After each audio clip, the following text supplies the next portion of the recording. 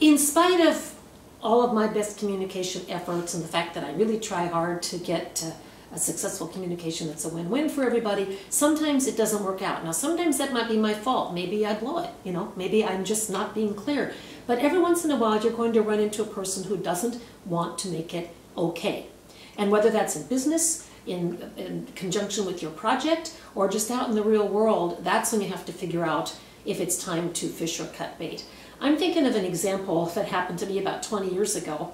I was selling for a radio station, and one of our sidebar projects happened to be a magazine. It was an environmental magazine that had art and things about protecting the environment, and it was going to be a nice feature, kind of a one-time deal. Anyway, 2 art galleries shared an ad, and we never got to see the blue line, the copy, the mock-up of the magazine before it went to print. And one of the artists' galleries got a smaller portion in this shared ad than the other one. Now, in my mind, it wasn't horrible, but it definitely wasn't fair. So we tried to make it good to the gallery that had the smaller ad. We offered free radio advertising. We offered a number of things. The owner just wanted to stay angry. He wanted to stay angry. I actually went out and saw him in person. And at one point I looked at him and I said, "You don't really want to make this okay, do you?" And he turned away from me and he said, "I guess I don't." So hearing that, I realized there was nothing I could do.